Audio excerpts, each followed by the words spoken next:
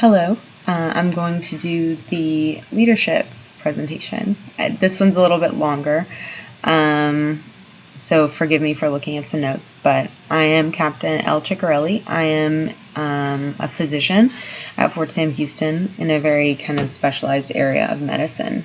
But my unit is really very unique. We're the largest program of anything that we do in the country, but we still are only about a field of 30 doctors. It's called adolescent medicine.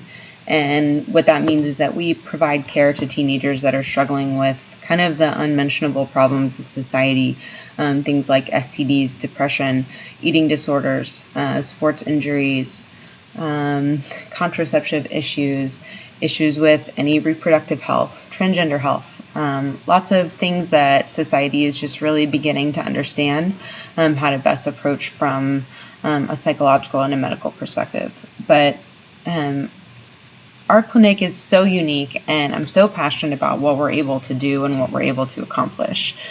But we have a lot of reasons to be struggling. The mission overall of what we do is very much misunderstood, as you can imagine, by more conservative echelons of our large base sometimes, and that can lead to some clashes. And we've been pretty understaffed. We have a lot of civilian hiring positions that we failed to fill, and we're understaffed from a nursing home from a nursing perspective. And so when I came here in July, the situation was pretty bleak. Nobody seemed to be very happy to go to work. And I was, coming in, the new person, bright-eyed, bushy-tailed, so excited about what we were going to do that it was hard for me to understand where people were coming from, feeling kind of downtrodden, like they didn't have enough resources, like no matter how hard they worked, it wasn't good enough.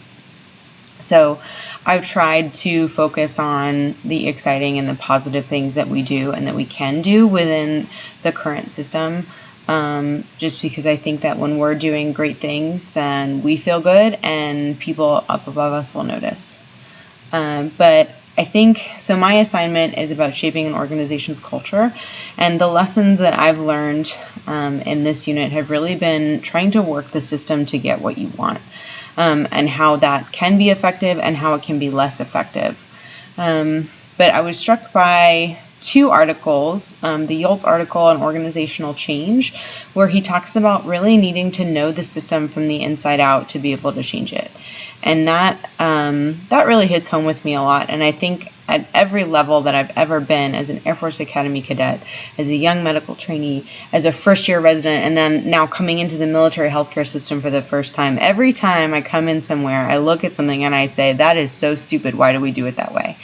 And first of all, it's not a good way to make a first impression by saying that what everyone does is stupid because it's your first day and you know better. But also there's usually a reason behind why those things are done, and whether they pertain to your job or someone else's job, it's better to dig and understand the mechanism, because sometimes it is a stupid thing that can be fixed or that can be accounted for in another way. But it's very disrespectful to walk in and say, you should change it because this is how I did it elsewhere. And I really enjoyed reading kind of Yolts's deeper echelons of that. Another thing that Yolts touches on is that leadership kind of shapes organizational culture by what we pay attention to. And I definitely saw that again in my organization coming in this year. And then it seems like we as physicians are always paying attention to patient outcomes. We want patients to get better and do better and have better care. And it's hard for us to understand when people aren't in that same mindset, because there are people whose job it is to say, count the beans, which is a little bit derogatory, but there's people whose job it is to make sure that the pharmacy has an appropriate budget. And there are people whose job it is to make sure that all of our staff ratios are appropriate. And it can seem like in the moment that my patient care, which I perceive as the ultimate goal of the organization, is being compromised. But what it actually came down to was that they cared about patient care, but they wanted to see it documented on paper.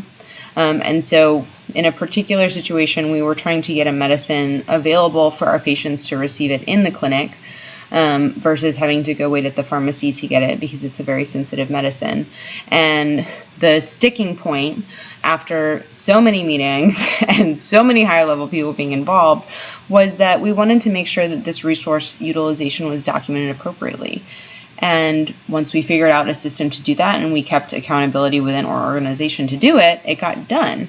And it's been easy, and it's opened up a door for us to do this with lots of other medications in our clinic, which is really, really great for our patients.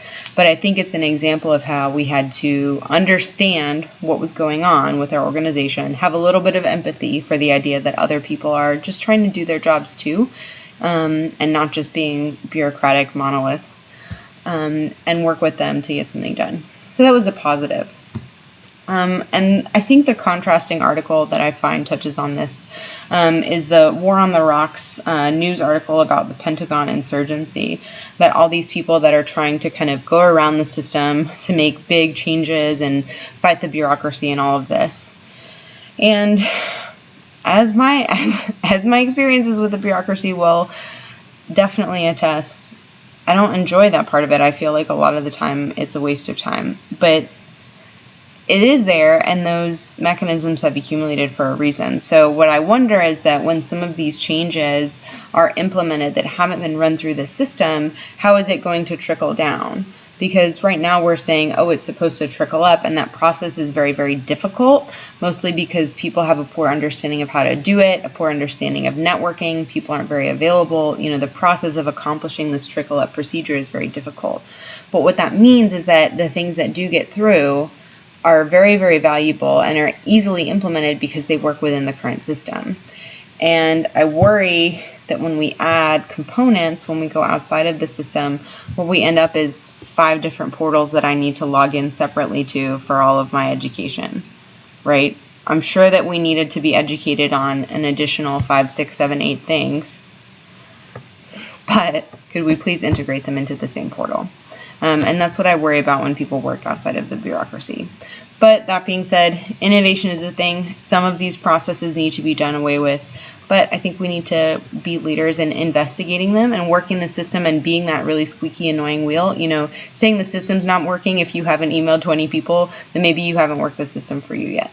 But I have been really impressed with some of the changes that I've seen just in the culture of my clinic in a year. Me and some other young docs have come in and really just tried to focus more on research and these patient outcomes and making ourselves distinguishable as a unit, because what we do is very, very unique, and making sure that people know that and that they understand that's why our needs as a clinic are unique. So I'll let you know how it goes. But I'm really enjoying this course content as a way to use in real life right now. Thanks.